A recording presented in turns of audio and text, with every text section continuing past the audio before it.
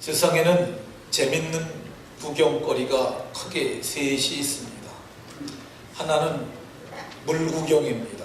물 난리가 나면은 그거 참 볼만합니다. 당하는 사람들은 힘들지만 보는 사람들은 꽤 재밌습니다. 또 하나 볼만한 구경거리가 있는데 불구경입니다. 불난 거 중계하면은 눈을 못 떼고 봅니다. 또 하나 볼만한 구경거리가 있는데 그게 싸우는 거 구경하는 거예요. 싸움 구경.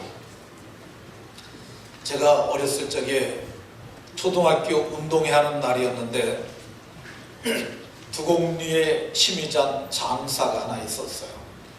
그 사람이 개방형 발동기라는 게 있었는데 옛날에 방앗간에서 돌리는 건데 이 탈곡을 위해서 논두랑을 통과해서 논에 가져갈 때 그게 약 250km 나가는 건데 그걸 지고 가는 장사였어요.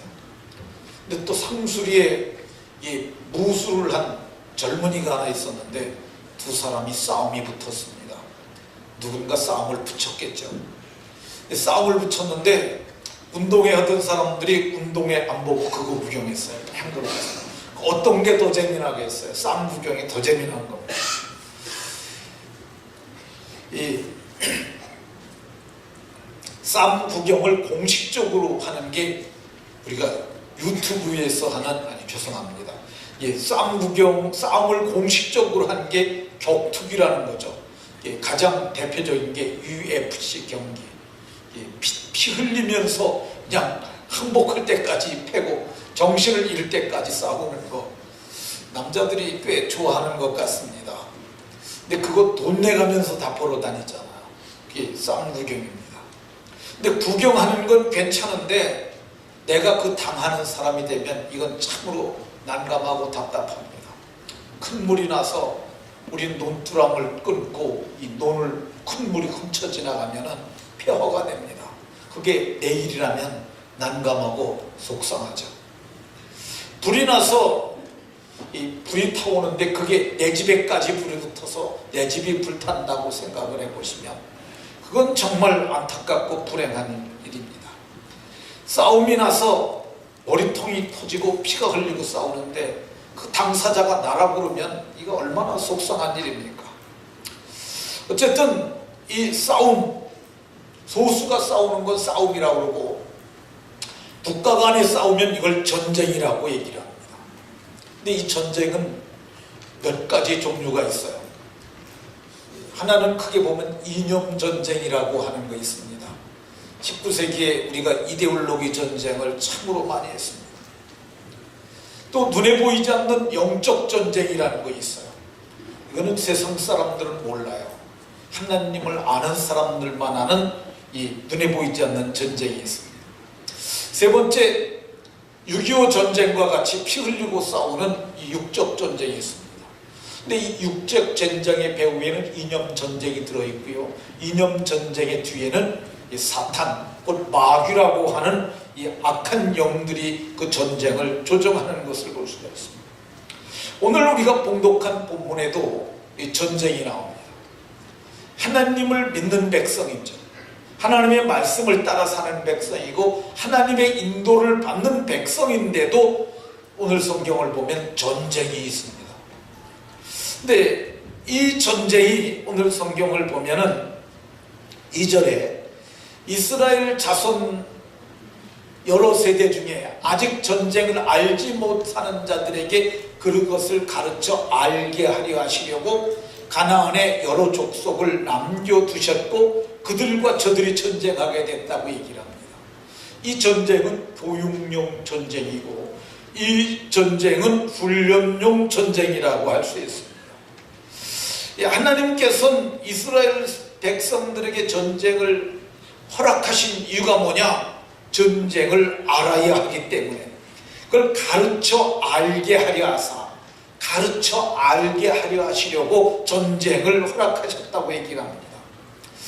오늘날에 우리나라에 전쟁을 알지 못한 전쟁을 경험하지 못한 세대들이 있는데 하나님께서 우리나라를 남북으로 지금 분단 분단된 상황을 허락하셨어요. 근데 이것이 이 하나님께서 우리에게 주시는 교육용 분단 상황이고 훈련용 상황이라도 볼 수 있습니다. 이 사사기 2장 3절을 보면 가나안 7족을 뭐라고 말씀하시냐면은 그들이 너희 옆구리에 가시가 되고, 가시라고 얘기를 해요. 가시를 옆구리를 찌르는 것이 이만하지 않겠어요? 이게 옆구리 들어와 있다고 생각을 해보세요. 이게 간간히 찔러보면 얼마나 고통스럽겠어요. 근데 하나님께서 너희들이 잘하면 저들이 너희 밥이 될 것이지만은 너희들이 잘못하면 저들이 너희에게 가시가 될 것이고, 한 걸음 더 나가서 너희에게 울무가 돼서 너희가 덫에 빠지게 될 것이라고도 이렇게 말씀하고 있습니다. 그러니까 북한을 우리에게 두신 이유 중에 하나는 우리를 하여금 경성하게 하고 우리로 하여금 정신 차리게 하려는 하나님의 의도가 있지 않았나 하는 생각이 듭니다. 그래서 북한은 우리가 사랑해야 될 동족이기도 하면서 싸워야 할 대적이기도 합니다. 양면성이 있는 거죠. 오늘은 1950년 6월 25일 전쟁이 일어난 지 딱 67년째 되는 날입니다. 오늘 제가 이렇게 교회에 오는데 송동용 장로님이 여기다가 이렇게 뭐 훈장 같은 것도 다루시고 그 옷을 입고 오셨어요. 그러면서 오늘 일부 예배만 마치고 저 시청에 가겠습니다 그러시더라고요. 무슨 일이 있으신가요? 그랬더니 전쟁 유공자들 모여서 거기서 기념식 한다고 말씀하셨습니다. 근데 이 6.25 전쟁이 2차 세계대전 이후에 가장 큰 전쟁이었다고 얘기를 해요. 약 250만 명 정도가 죽거나 다쳤고요. 그리고 1000만의 이산 가족이 생겨난 무서운 전쟁이었습니다. 지금도 우리가 종전이 된 것이 아니라 정전협정을 했어요. 휴전한 거죠. 휴전. 잠깐 전쟁을 쉬고 있는 겁니다. 성경은 말하기를 이 전쟁을 그래서 가르쳐 알게 해야 된다고 얘기해요. 그러나 지금 전쟁 잘 가르치지 않습니다. 학교에서도 잘 가르치지 않고 이 부분에 대해서 이 방송도 그렇게 중요시 여기진 것 같지 않아요.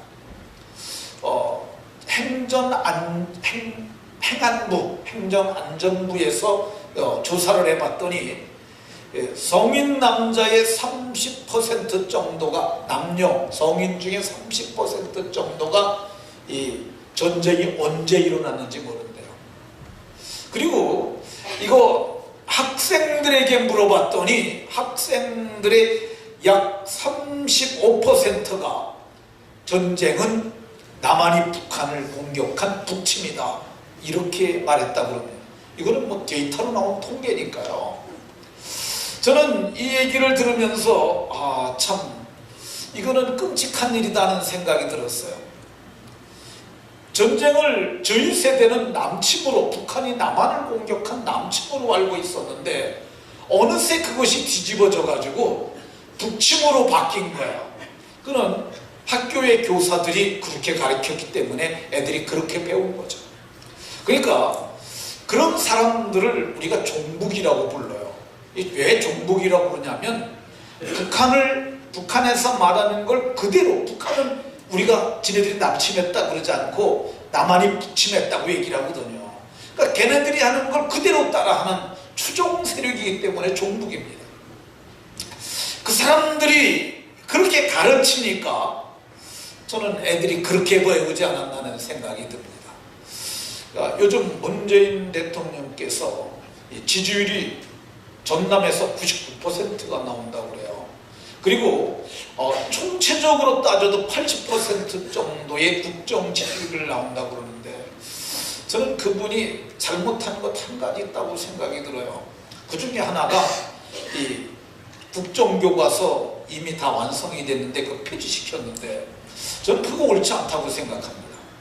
왜 옳지 않다고 생각하느냐 하면은 이게 요즘 쓰는 용어로 진보 정권이 들어오면서 자기네 입맛에 맞는 역사 교과서 그거 공급하면은요 다시 보수가 집권하게 되면 또 그거 합니다. 저는 이렇게 하면 안 된다고 생각을 해요. 그러니까 정확한 팩트 있잖아, 팩트.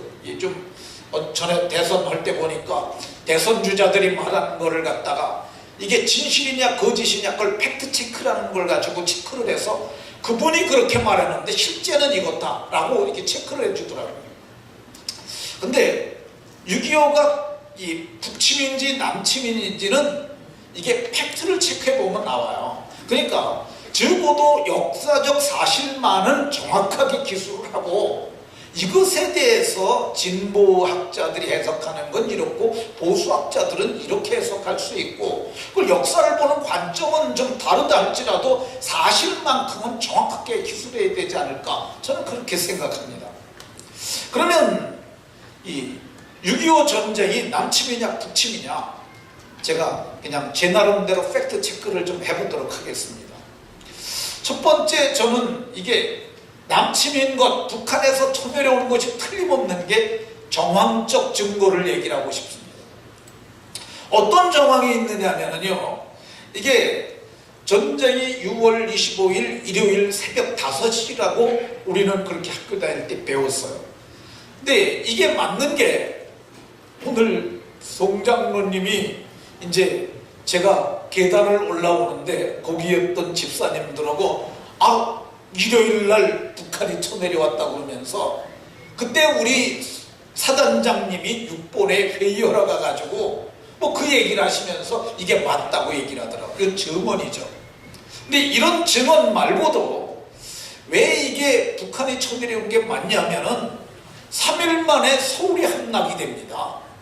이거는 뭐 역사적 사실이에요. 6월 25일 날 전쟁이 발발하고 6월 28일 날 서울이 함락이 돼요.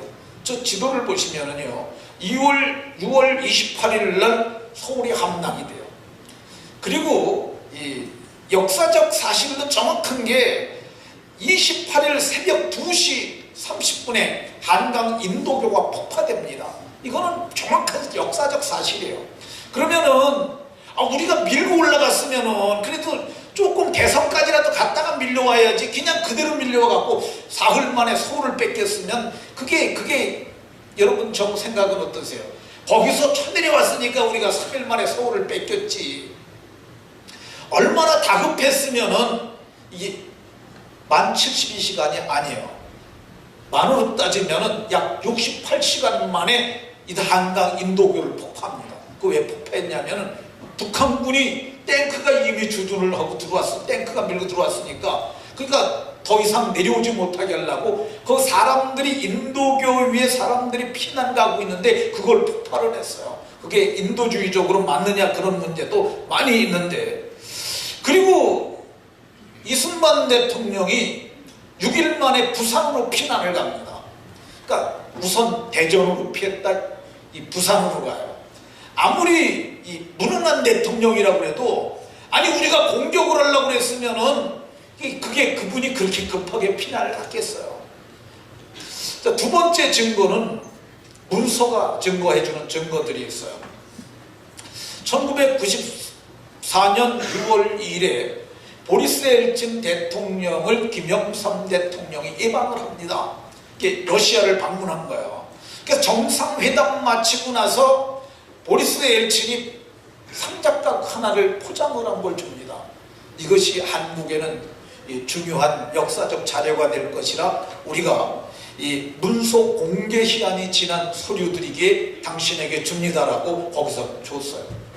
근데 그 서류가 뭐냐면은 약 300종류 되는 건데 1949년과 1950년 두 차례 김일성과 박헌영이 스탈린을 만나가지고 그리고 전쟁에 대한 승인과 지원 확약을 받은 문서에 사인한 거예요. 스탈린 사인하고 김일성 사인한 거 그걸 줬어요. 그게 지금 어디냐면 용산 전쟁기념관에 있다고 그럽니다. 저 안 가봤는데 여러분들도 가셔도 봐도 뭐 러시아로 써있으니까 알지 못하겠지만 거기 한국말로 써있을 거예요. 그러니까 이게 명확한 거 아닙니까? 세 번째 정확한 팩트가 하나 더 있는데 이게 뭐냐면 6월 25일 날 전쟁이 일어나고요. 7월 7일 날 유원 안전보장이사회가 소집되고 84호로 11개국의 상임이사국이 있는데 7개국이 참석을 하고 3개국이 기권을 하고 1개국이 불참했는데 그게 반대할 나라예요. 그게 스탈린이 보낸 사람인데 오다가 자동차가 사고가 나가지고 자동차가 퍼져서 백길 못 타서 못 와갖고 그래서 7대 7국가가 찬성함으로 그것이 통과가 돼서 그래서 유엔이 참전을 해서 우리를 구하려고 달려왔던 것을 볼 수가 있습니다. 그럼 여러분 한번 생각을 해보세요. 유엔이 그 사람들이 상식이 없는 사람들입니까? 아니 남한이 처음 올라갔는데 남한을 지원하러 오겠어요? 북한이 쳐내려왔으니까 그 사람들이 16개국이 참전을 했고요. 그리고 이 16개국이 의무 지원을 5개국이 했고 물자 지원을 40개국이 했어요. 61개국이 지원을 했어요. 저 사람들이 아니 우리가 쳐 올라갔으면 우리를 지원했겠어요? 북한을 지원하지? 근데 명백한 사실이니까 이건 역사적 팩트잖아요. 근데 이런 걸 가지고 거짓말까지 하는 것은 참으로 정말 그 사람들 파렴치한 사람들이라고 생각이 되어집니다. 그럼 이 유엔이 한국을 지원하고 목숨을 걸고 이 사람들이 지켰는데 그럼 이 사람들이 이게 목숨 걸고 지킨 이유가 뭘까? 임진왜란 때 7년 동안 우리가 일본군과 싸웠는데 왜군과 싸워서 그때 죽은 사람이 46만 명이라고 얘기를 해요. 근데 6.25 전쟁 때 죽은 사람이 그거보다 3배 가까이 되는 3배 되는 거죠. 146만 명이 죽었다고 그래요. 그러니까 임진왜란보다도 훨씬 더 많은 사람이 죽었고 근데 이렇게 수많은 사람이 사상자를 나면서 지킨 그게 있습니다. 제가 이렇게 보니까 미국이 가장 많이 참전했고 그때 죽은 사람이 36,940명이라고 해요. 미군 병사들. 제가 이걸 보고 이게 뭐가 잘못된 거 아니냐 데이터가 여기저기 다 조사해봤는데 36,940명이 맞아요. 지금 원비어가 북한에 들어갔다가 뭐 포스터 하나 띄었다고 그래가지고 이 반역 국가 반란 혐의라고 그래가지고 그래서 그 사람 이게 병들게 해가지고 미국에 가서 6일 만에 죽었잖아요. 그것 때문에 미국이 들끓고 있어요. 근데 그 사람들이 36,940명씩 보내서 그들을 잃어가면서 지키려고 했던 그 가치가 도대체 뭘까? 그게 자유민주주의라는 거예요. 이 자유민주주의를 위해서 그 사람들이 그렇게 많이 죽으면서 우리에게 그걸 가져다 줬어요. 그것 때문에 우리는 오늘 기독신앙을 지킬 수 있는 줄로 믿으시기 바랍니다. 우리는 그분들의 피 흘린 희생을 통해서 오늘 번영의 복을 부과하고 있다고 저는 생각을 합니다. 우리나라는 정말 불과 60여 년 만에 상상을 초월하는 번영의 복을 누리고 있어요. 제가 일본을 한번 가봤습니다. 근데 일본 가보니까 일본이 우리는 잘 산다고 생각하잖아요. 여러분들이 일본 사람들보다 더 잘 삽니다. 진짜 가보면 알아요. 일본 가보면 고속도로도 초라하고요. 일본 집들도 그러고 우리나라 훨씬 더 잘 삽니다. 그러니까 일본은 그래서 국가가 잘 사는 거지 국민이 잘 사는 게 아니라고 얘기를 해요.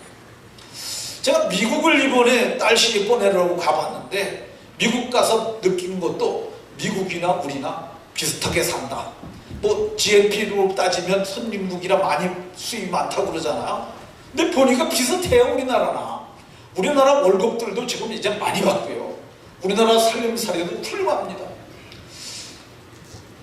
어제 어떤 집사님하고 같이 얘기를 했는데 그 집사님이 그래요. 목사님이 그 얘기를 하시니까 제가 독일 갔는데요. 독일에 갔더니 인터넷이 잘 안 된다고 되게 늦다고 그러는데 지금 우리나라에 가보면 우리나라의 그 인터넷 수준이요 세계 거의 탑에 속합니다. 정말이에요. 인천공항에서 와이파이를 연결하면요 금세 돼요. 근데 어느 공항에, 여러분들이 공항에 가보면, 딴 나라 가보면 와이파이가 느려 터져가지고 무지무지 답답합니다. 그것뿐만 아니에요. 거리에 다니는 차를 봐도요, 우리나라가 훨씬 더 중형차, 대형차들이 많고 외제차도 많고 고급차도 훨씬 더 많습니다. 우리나라 사람들이 더 잘 살아요. 이 이유가 뭐냐? 저 사람들이 값진 희생의 피를 흘려서 우리를 도와줬기 때문에 우리가 그걸 마음속으로 빚으로 가지고 있어야 된다고 저는 생각합니다. 어떤 분들은 이렇게 얘기를 해요. 자유민주주의보다도 공산주의라도 통일되는 게 더 낫다. 그런 주장하는 사람들, 진보학자들 중에 꽤 많아요. 저는 만약에 공산주의로 통일됐다면은 뭐 어렵게 생각할 것 없이 여러분들이 북한의 인민들처럼 산다고 생각하면 됩니다. 북한 사람들 힘들게 사는 사람들 너무 많습니다. 이만갑이라고 이제 만나러 갑니다. 그거 나오잖아요. 텔레비전 채널 19에서 나오는 거. 그거 보면 그게 그들이 말하는 게 북한의 실상이에요. 저는 북한식으로 통일돼서 살았으면 좋겠다는 분들 계시면 북한으로 가시라고 좀 말하고 싶어요.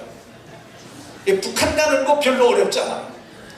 북한 가는 거, 지난 주간에 제가 김종독이라고 하는 이 한종목, 조선족 목사를 만나서, 한족 아니고 조선족이 맞습니다. 근데 그분이 우리 노회가 북한에서, 중국에서 열심히 선교하시는 분이라, 그래서 저희 노회가 준회원으로 그 사람을 받아줬어요. 그래서 근데 이제 우리나라에 들어와서 인사하러 왔는데, 제가 노회장이라고 저보고 만나서 인사하고 밥 사주고 기도해주고 여비주라고 그래갖고 제가 가서 지난주 목요일을 가서 그걸 하고 왔어요.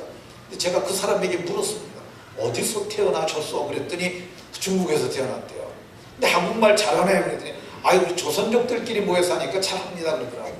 그럼 북한에 갈 수 있냐니까 우리 북한에 가려고 맘먹으면 얼마든지 간대요. 그 북한에 가봤냐 그랬더니 안 가봤대. 가보진 않았다 그러더라고요. 근데 그분 제가 보기에 북한 들어가는 거 조선족 만나가지고 여비 좀 주고 그러면 금세 갈 수 있어요. 가고 싶은 사람들 저 다 갈았으면 좋겠어요. 문재인 대통령께서 북한의 김정은 씨에 대해서 이렇게 말했어요. 워싱턴 포스트 랠리 웨이마우스라는 기자와 만나서 대담을 하면서 이랬는데, 북한의 김정은 그 위원장이 대단히 비이성적이고 위험한 인물이다. 그건 제가 한 말 아니고 비이성적이고 위험한 인물이라고 누가 얘기했느냐면 문재인 대통령께서 그렇게 말씀하셨어요. 만일 북한이 좋으면은 비이성적이고 위험한 인물이신 위대한 김정은 위원장 밑으로 중국을 통해서 가서 그분 밑에서 잘 지낼 수 있을 것입니다. 오늘날에 많은 사람들이 전쟁이 어떤 것인지 모르는 사람들이 참 많습니다. 근데 성경은 가르쳐 알게 하라고 말하고 있어요. 전쟁이 어떤 것인지 가르쳐 알게 해라. 사실 저도 전쟁 났으면 좋겠다라고 생각했던 때가 있었어요. 초등학교 다닐 때 우리 애들끼리 모여서 그랬어요. 야, 전쟁 나면 좋겠다. 전쟁 나면 가게 가가지고 우리 빵도 막 갖다 먹고 사탕도 시커 먹고 껌도. 이게 얼마나 유치하고 한심한 생각입니까? 근데 실제 전쟁이 일어나면 어떤 일이 일어날까? 가상 상황이죠. 근데 가상 상황이 아니라 전쟁이 일어나기만 하면, 이게 전면전이 일어나면 실제 이런 일이 생길 겁니다. 우선 전기가 단전이 될 거예요. 여러분들 집에 양초라도 있는 분들 얼마나 계세요? 이 프레시라도 있어야 깜깜하지 않습니까? 25층에 사시는 어르신들은 어떻게 올라다니실까? 그렇잖아요. 아파트 25층까지 노인네들이 못 올라다니죠. 밥은 어떻게 하고, 전기밥솥에 밥 못하잖아요. 냉장고는 다 녹아가고 물이 줄줄 나올 것이고. 거기서 물이 끊어진다고 생각해 보세요. 단수가 된다면, 만약에 댐을 폭파한다 그러면 이게 그 양수장치만 하나 갖다 건드려 놔도 이게 물 공급 안 되잖아요. 집이 물 안 나오면 여러분 어디 가서 뭐 정수기 물은 둘째치고 소독약 냄새가 아무리 나는 물이라도 있어야 마실 거잖아요. 물 못 먹으면 어디로 가야 되겠어요? 운동이라도 있어야 되는데 이게 여기 있는 사람들 물 어디서 먹으실래요? 보통 심각한 문제가 아닙니다. 소변은 그렇다 치고 큰 거를 보면은 그거 물이 있어야 내려가지. 그거 어떻게 해요? 거기 찝찝이 이렇게 쌓이면 그거 어떡합니까? 생필품 보급이 끊어질 겁니다.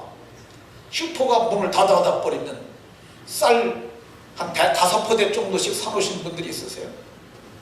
뭐 기껏해야 뭐 한 달 먹을 거밖에 없죠. 한 달 뒤에는 뭐 먹고 사실래요? 혈압약 드셔야 되는 분들 약국이 문 닫으면 어디 가서 혈압약을 구하시냐? 혈당약 어떻게 구하실 거고? 노령연금 매달 꼬박꼬박 주잖아요. 정부가 그거 못 줄지도 모릅니다. 빚내서 집 산 집들은 어떻게 되고? 우리가 그것보다 더 큰 답답함이 하나 있는데 정보의 단절이죠. 이게 전기 끊어지게 되면 스마트폰 어디다 충전하시겠어요? 충전 안 되면 3일만 지나면 정보가 딱 끊어져 버리는 거예요. 텔레비 안 나오지. 라디오 있으세요? 배터리라도 있어야 라디오라는데 라디오도 다 없어서 정보가 완전히 단절돼 버리는 거죠. 제가 이거 생각하면서 야, 이거 전쟁 나면 나는 자연인이다 하는 사람들만 살만하겠다. 그 사람들은 뭐 문제 없잖아요. 근데 나머지 사람들은 정말 참혹한 시절을 겪어야 될 겁니다. 전쟁이 일어나면 어떤 일이 일어날까? 전쟁 무기로 인해서 많은 사람들이 병들 겁니다. 가장 무서운 것을 저는 생화학 무기라고 봐요. 생물학적 무기와 화생방, 화학적 무기들이죠. 미국 랜드 연구소의 브루스 베넷 박사가 북한에는 240mm 방사포라는 것이 있는데 240mm라는 말은 포의 지름이 24cm라는 거야. 거기에 한 번에 쌀 한 말만큼, 쌀 한 말이 8kg인데 8kg 정도의 이런 화학무기를 탑재해서 날릴 수 있다는 거야. 근데 그거 100kg 가지면은 얼마만큼 사람이 죽을 수 있냐? 인구 밀집 지역에선 100만 명에서 300만 명.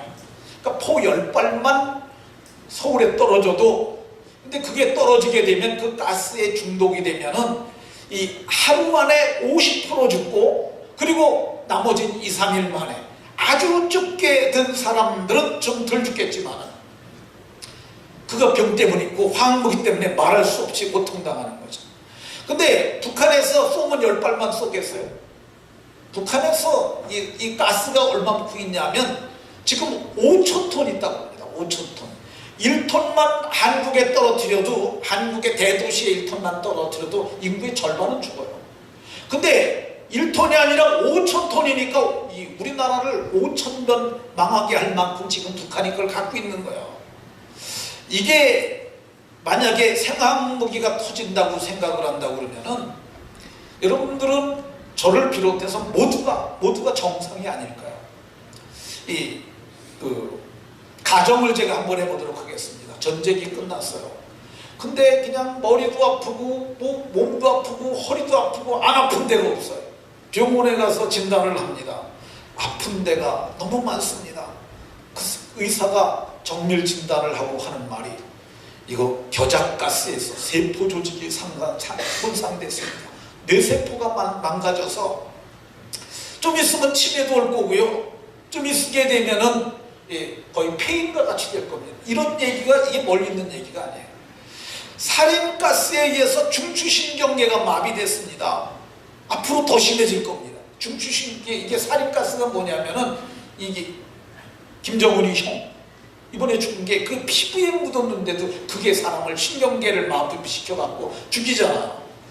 근데 이 무기를 그래서 유엔은 핵무기와 동일하게 봅니다. 이거 사용하게 되면 그렇게 징계를 하는 거야. 근데 지금 북한이 갖고 있는 무기가 그런데 만약에 핵무기가 이게 양주에 하나 떨어졌다. 많이 만들어놨는데 급하면 쓸 수도 있지 않습니까? 그걸 미국에다 쓴다고요? 절대 못 씁니다. 미국에 한 발 쏘면은 북한은 지구상에서 없어진다고 봐야 돼요. 일본에 쏘겠어요? 중국에다 쏠 것 같아요? 어디다 쏜다고 그러면 나만이지. 양주에 떨어지면 20년 동안 여기 사람 살 수 없는 그런 땅이 될 것입니다. 그 외에도 북한에만 그런 게 아니라 남한에 또 상상을 초월할 만한 화학무기를 비롯한 여러 가지 전략무기들이 있어요. 그러니까 우리가 이 땅에 다시는 전쟁이 있으면 안 되는 줄로 믿으시고, 하나님 이 땅에 다시는 동족이 피 흘리는 전쟁이 없게 하옵소서라고 기도해야 할 줄로 믿으시기 바랍니다. 그럼 전쟁이 일어나는 이유가 뭘까? 전쟁은 다윗이 말하기를 여호와께 속한 것이라고 얘기해요. 하나님이 허락하시면 전쟁이 일어나는 겁니다. 우리나라가 외국에서 보면은 정말 화약고 같대요. 근데도 우리는 태평하게 지내는데, 근데 이게 하나님이 허락하시지 않으면 절대 전쟁이 안 일어나지만, 하나님이 허락하시면 안전하다고 아무리 정치인들이 말해도 전쟁이 일어날 수 있습니다. 그러면 하나님께서 전쟁을 언제 허락하시냐? 통혼입니다. 통혼, 이방혼. 여기 딸을 그들에게 주고 그들의 딸들을 자기 아들들의 며느리로 데려오는 것, 이거 이방혼이에요. 이것을 하지 말라고 그랬던 이유가 뭐냐면, 그것이 그들의 신을 섬길 수밖에 없기 때문에 하나님께서 이거 하지 말라고 그러셨어요. 오늘날에도 이것보다 더한 일들이 대한민국에서 일어나고 있습니다. 그게 뭐냐면 동성애라는 거죠. 동성애. 그러니까 동성애라는 게 동성끼리, 저는 남자고 여자는, 제 아내는 여자니까 이성간이에요. 남자하고 하는 거죠. 근데 이 사람들은 그걸 갖다가 참 이상한 말로 합니다. 그게 뭐냐, 이성애자, 동성애자. 그러고 보면 뭐 비슷한 것처럼 이렇게 느껴지지 않아요?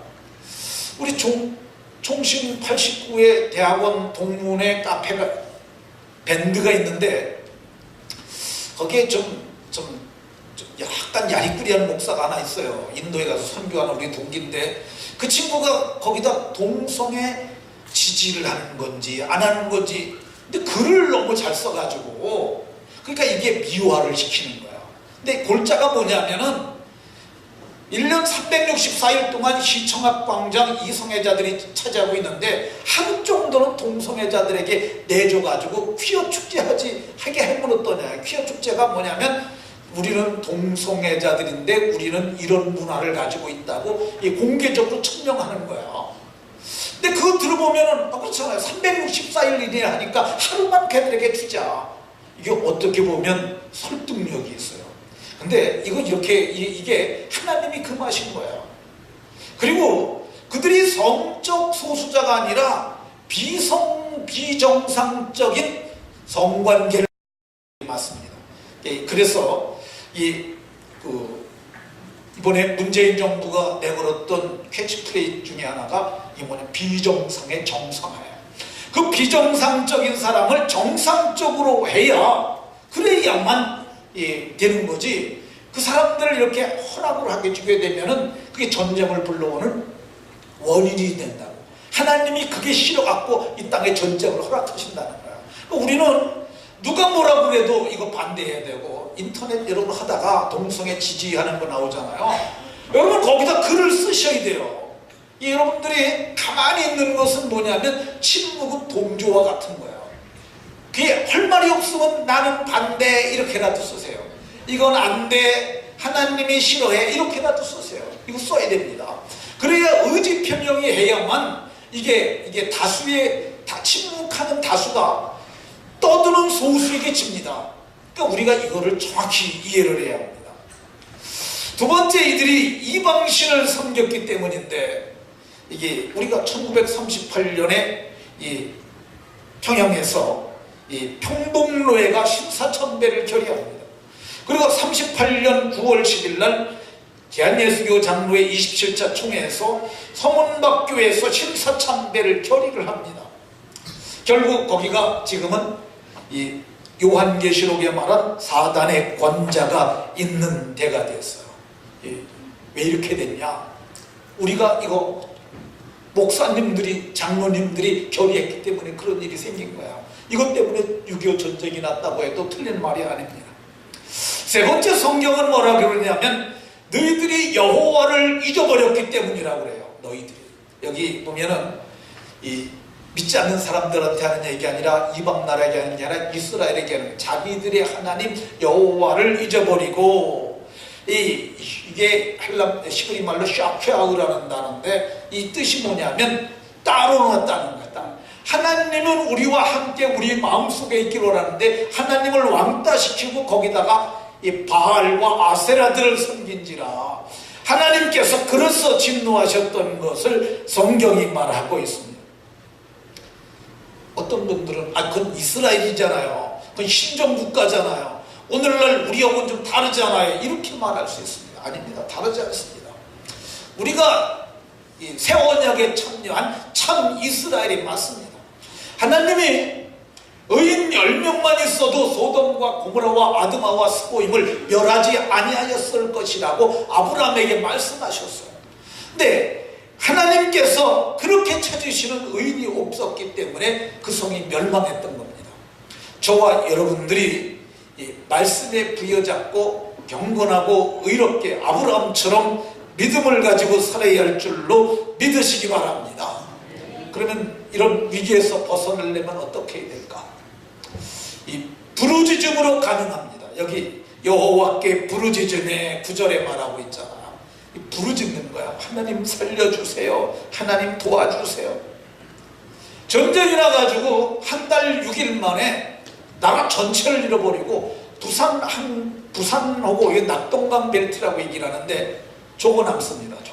저게 8월 1일 상황이에요. 6월 25일 전쟁이 일어나갖고 딱 한 달 6일 만에 저거 남았어요.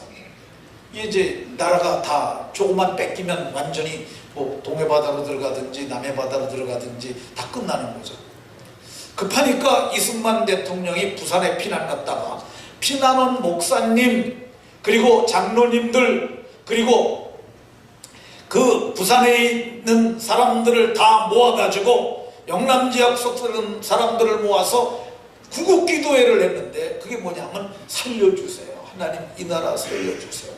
부르짖어 기도했습니다. 그랬더니 유엔군이 왔는데 그때 연락이 왔어요. 이승만 대통령에게 연락이 온 게 뭐냐면 8월 16일 우리가 낙동강 벨트에 전선을 펴고 있는 인민군을 공격할 테니까 당신들이 우리를 위해서 기도해달라 이거예요.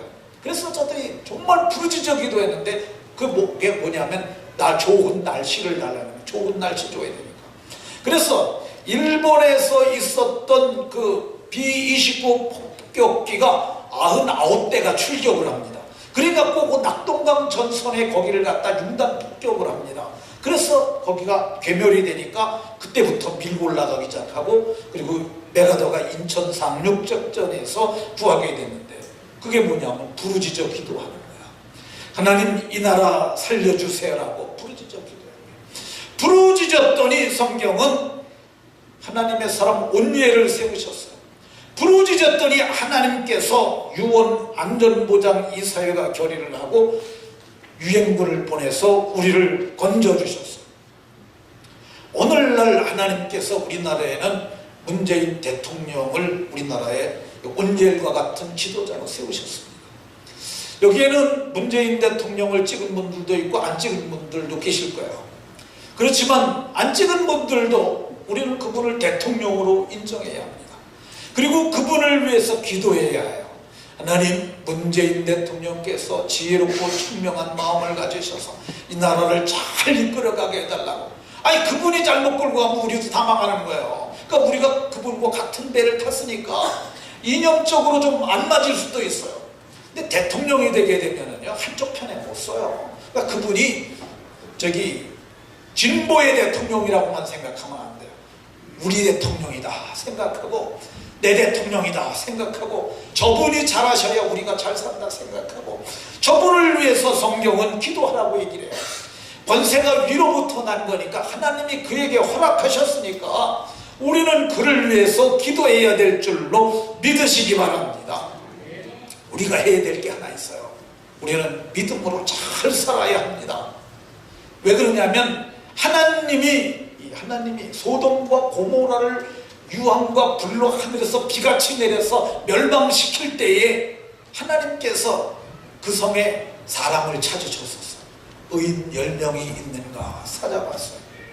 근데 의인 10명이 없으니까 내가 이 성을 멸하겠다고 하나님께서 결정하시고 유황과 불을 비같이 쏟으셔서 그 성을 멸하셨어요. 그러니까 오늘 우리가 의롭게 살아야 합니다. 예수님 믿는 내가 의로워져야 되고요, 집사님들이 의로워져야 되고요, 장로님들이 의로워져야 되고요, 권사님들이 의로운 의인이 되어야 됩니다. 좀 띄워주세요. 요즘. 그러니까 이 의인을 찾으시고 의인 10명만 없어도 내가, 거기서부터 한번 읽어보겠습니다. 시작.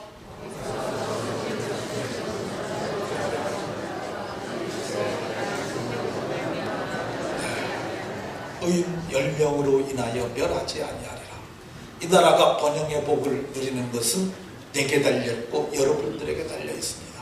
모두가 믿음으로 잘 살아셔서 우리가 이 대한민국을 번영의 국가로 이루고 남한과 북한이 평화적으로 통일되고, 그래서 자자손손 이 복음의 제사장 국가가 돼서 땅끝까지 복음을 증거하며 하나님을 영화롭게 사하며 살아가는 아름다운 이 시대의 인물들이 다 되시길 예수님 이름으로 축원합니다. 기도하겠습니다. 하나님.